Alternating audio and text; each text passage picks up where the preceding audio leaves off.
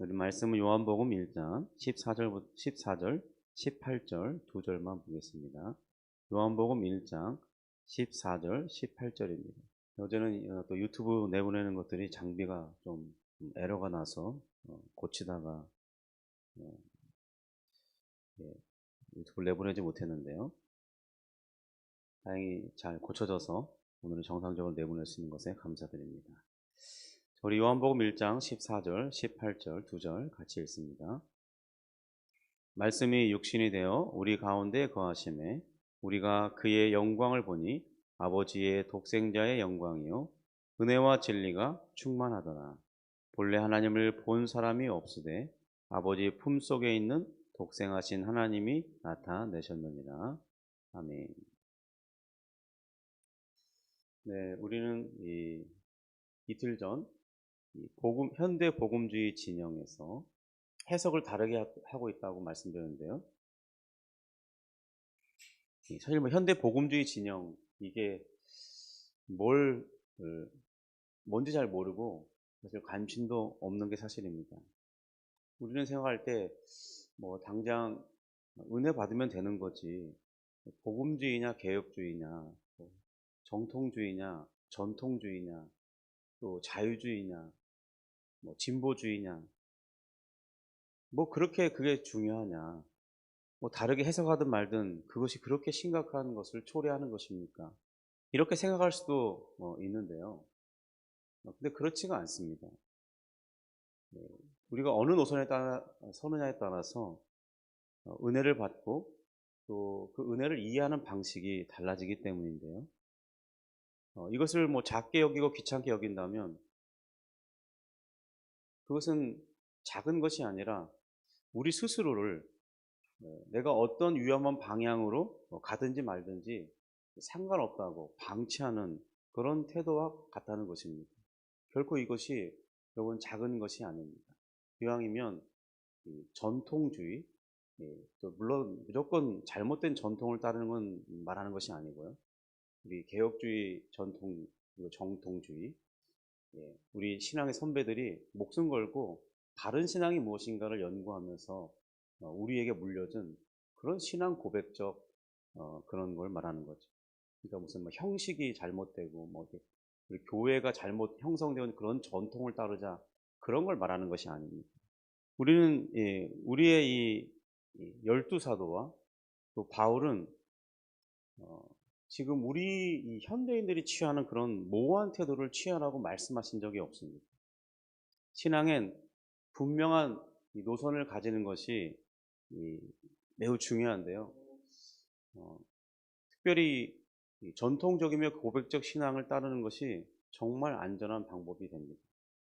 어쨌든 다시 돌아와서 조금 전에 우리 현대 복음주의 진영에서 이 모노게네스, 독생자라고 하는 이 단어의 해석을 기존의 이 전통적인 해석을 거부하고 그거는 유일성이다, 독특성이다 이렇게 해석해야 된다고 주장하는 이들이 생겨났습니다. 만약 그렇게 하면 어떤 문제가 발생하는지에 대해서 요한복음 3장 16절이 아닌 다른 구절을 통해서 살펴보겠다고 이틀 전에 말씀드렸는데요. 왜냐하면 그것은 예수 그리스도의 선제, 곧 그가 하나님으로만 계실 때 어떻게 계셨는지에 대한 설명하는데 너무 이것이 중요하고 또 그것이 곧 우리의 구원을 이루고 완성하시는 데까지의 과정을 설명하는데 매우 중요한 역할을 하고 있기 때문입니다. 결국 복음을 설명할 때 예수 그리스도를 빼놓고는 말할 수 없잖아요. 그런데 그 예수 그리스도가 어떤 분이냐 이것을 설명하는 것이 너무나 중요하다는 거죠. 그래서 첫 번째로 오늘 본문이 가진 요한복음 1장 14절, 18절 인데요. 물론 다른 여러 구절도 있지만 우선적으로 이 본문이 어떤 해석을 취하냐에 따라서 지금 현대 복음주의적 진영의 해석이 맞느냐 아니면 전통적 고백주의적 해석이 맞느냐 이것을 분명하게 드러내게 해주는 본문이기 때문에 우리 이 말씀을 정했습니다. 그리고 다시 한번 14절, 18절 두 절을 같이 읽겠습니다. 말씀이 육신이 되어 우리 가운데 거하심에 우리가 그의 영광을 보니 아버지의 독생자의 영광이요 은혜와 진리가 충만하더라. 본래 하나님을 본 사람이 없으되 아버지 품속에 있는 독생하신 하나님이 나타내셨느니라.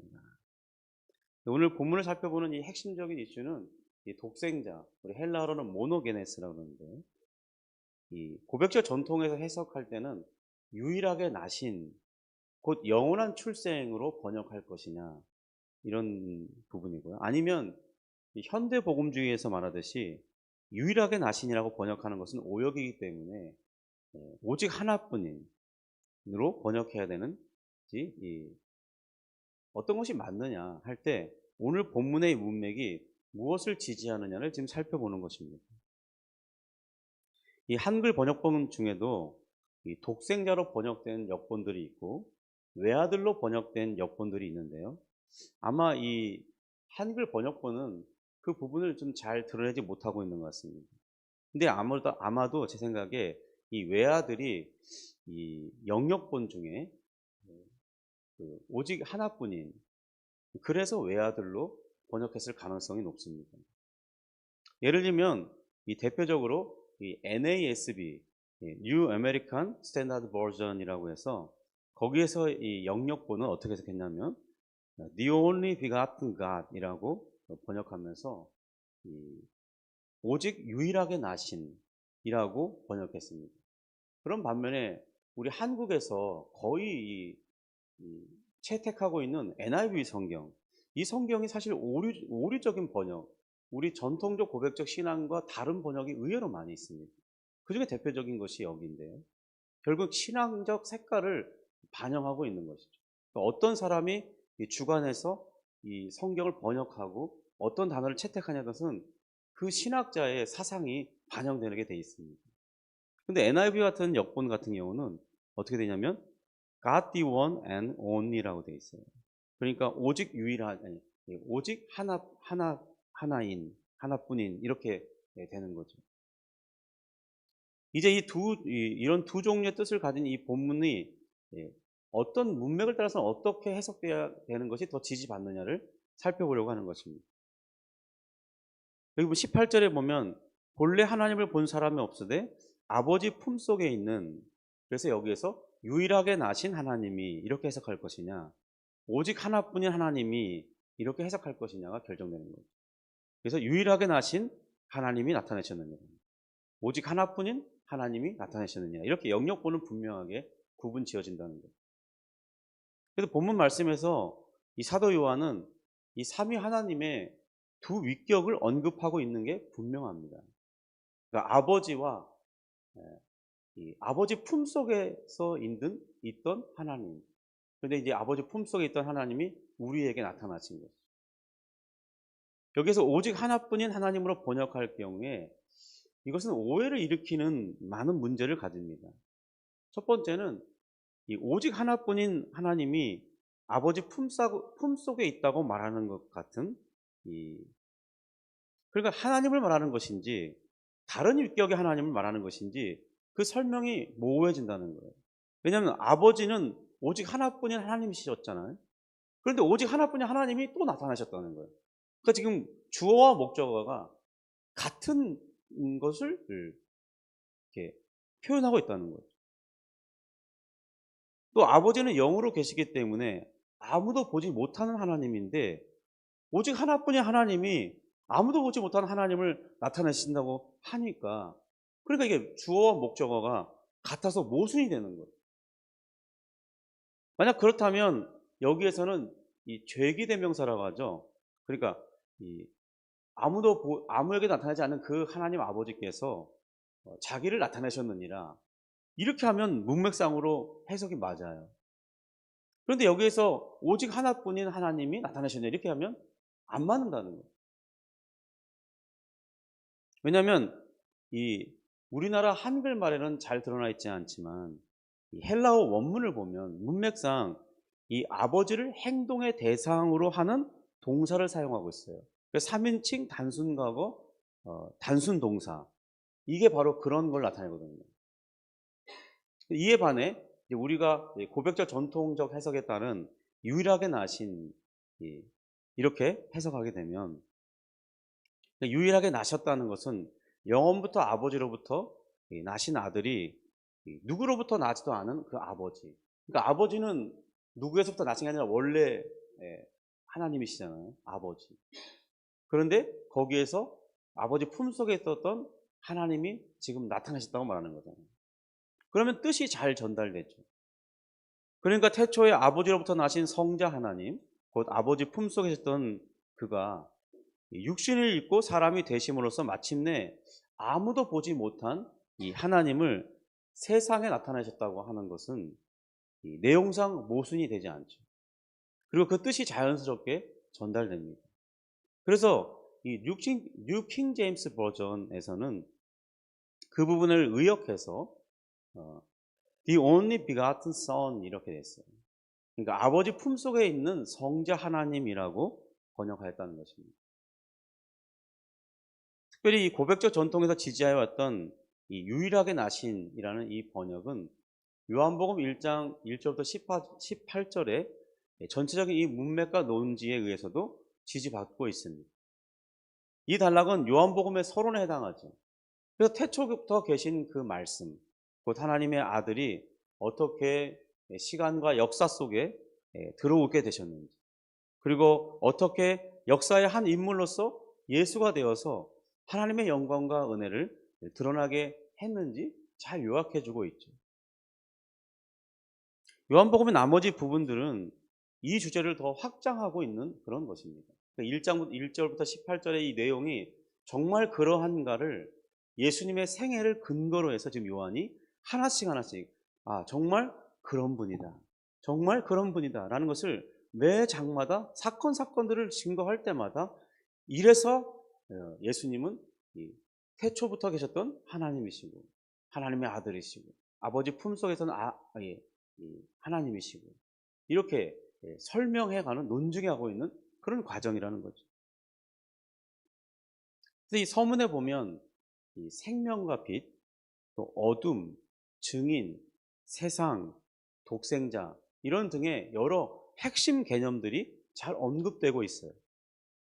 이것들은 모두 이 아들의 인격 그리고 이 사역을 설명하는 데 필요한 개념들이었어요. 근데 그 설명의 중심 주제는 바로 이 성육신하신 아들, 곧 독생자가 누구인지를 설명한다는 거죠. 따라서 이 서문의 맺은 말인 이 18절에서 중심 주제인 아들이 언급되는 것은 너무나 자연스럽다는 것입니다. 1절부터 17절까지 지금 핵심 주제가 아들에 대해서 설명하고 있는데 18절에서 굳이 그걸 구분하지 않고 아버지 오직 하나뿐인 그러면 이 아버지가 오직 하나뿐인 하나님인데 그걸 어떻게 다르다는 건지 설명하기 어려운데 그렇게 하시겠냐는 거죠, 요한이. 그래서 요한은 이 18절에서 바로 아들에 관한 정체를 설명하고 있는 것입니다. 그래서 아들은 태초부터 아버지와 친밀한 사귐과 교통 안에 있었던 분이다. 이걸 설명하고 있죠. 두 번째는 아들은 아버지로부터 나신 자이다. 라는 걸 설명하고 있고요. 마지막으로 아들은 아버지를 세상에 나타내신 분이시다. 이것이 바로 18절의 핵심 설명인 것입니다. 그렇게 보고 다시 한번 18절을 보십시오. 본래 하나님을 본 사람이 없으되 아버지 품속에 있는 독생하신 하나님이 나타내셨느니라. 아버지 품속에 있었다는 것은 바로 이 아들과 깊은 사귐 속에 있었던 아버지를 드러내는 것이죠. 그리고 이제 독생하셨다는 것은 유일하게 나신이라는 말이잖아요. 그 아버지 품속에서는 그 하나님이 이제 육신을 입고 이 땅에 태어나신 것이죠.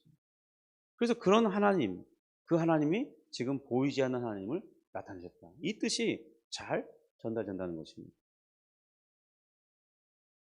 그래서 우리 첫 번째 그래서 유일하게 나신이라는 말을 왜 우리가 채택해서 번역해야 되는지, 이제 우리 한문으로 표현할 때는 독생하신 이렇게 표현하는 것이거든요. 왜 그렇게 하는지 이제 첫 번째 논증을 살펴보았습니다. 여러분 지금 우리는 영원한 출생의 교리의 중요성에 대해서 살펴보고 있는 중입니다. 이것이 우리가 이제 사도신경 2항 그 외아들 우리 주 예수 그리스도를 믿사오니 고백할 때 왜 우리가 그 외아들이라고 고백하는지에 대한 첫 번째 논증을 해가고 있다는 거예요. 특별히 그 외아들, 우리 이 한글 번역본이 기왕이면 독생하신 우리 주 예수 그리스도 이렇게 바꿨다면 더 좋았을 텐데, 물론 그 외아들이라고 번역한 것이 아쉽지만, 그러나 그 외아들이 무엇을 함의하고 있는지를 지금 살펴보고 있는 중에, 첫 번째는 그 외아들에 해당되는 것은 뭐죠? 하나님의 아들이라는 의미가 있었고, 우리가 두 번째 살펴본 것은 살아계신 하나님의 아들, 이 베드로의 고백을 통해서 우리가 살펴보았습니다. 그리고 이제 요한복음의 설명을 통해서 우리가 독생하신 그 하나님, 우리 주 예수 그리스도가 왜 독생하신, 유일하게 나신 영원한 출생의 교리를 말하고 있는지를 우리가 지금 배우고 있는 것입니다.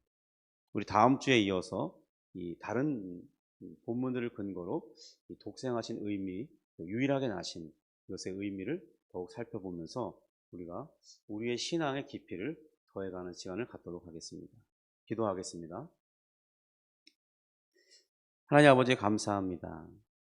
우리에게 분명하고 바른 신앙을 배워야 할 것은 우리 사도신경에도 잘 나타나 있지만 우리가 무엇을 믿고 있는지, 왜 믿고 있는지, 우리가 이 믿음이 지향하는 바가 무엇인지, 우리 하나님께서 우리에게 구원을 나타내실 때 무엇을 어떻게 나타내셨는지, 또 하나님이라고 말할 때 그 하나님은 한 분 하나님이시긴 하지만 또 세 위격으로 계신 하나님께서 바로 우리의 구원을 위해서 각각 그분이 배타적으로 자기의 일들을 다 하시고 성실하게 감당하심으로 우리가 받는 구원이 이루어지고 있음을 우리가 생각해 보기 원합니다.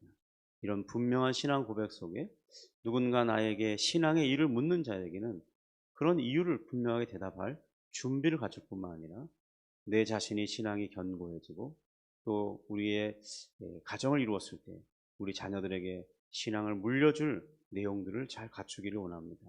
주님 도와주시고 이끌어 주시옵소서.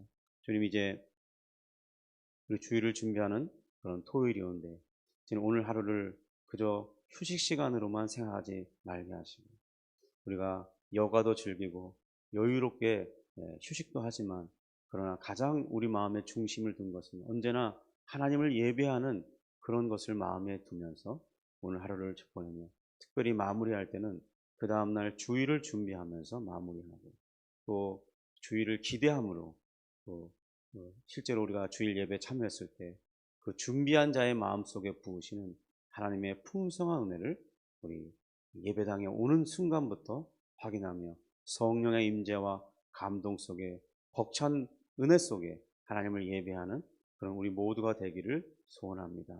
도와주시고 인도해 주옵소서.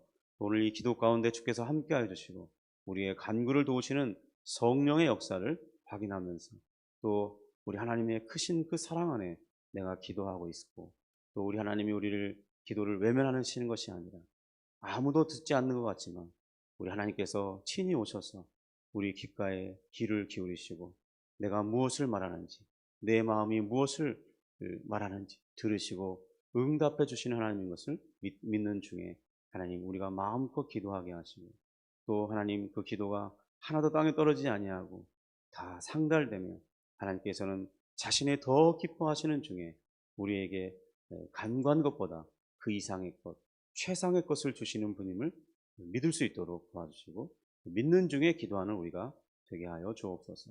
예수님의 이름으로 기도합니다. 아멘. 하늘에 계신 우리 아버지여,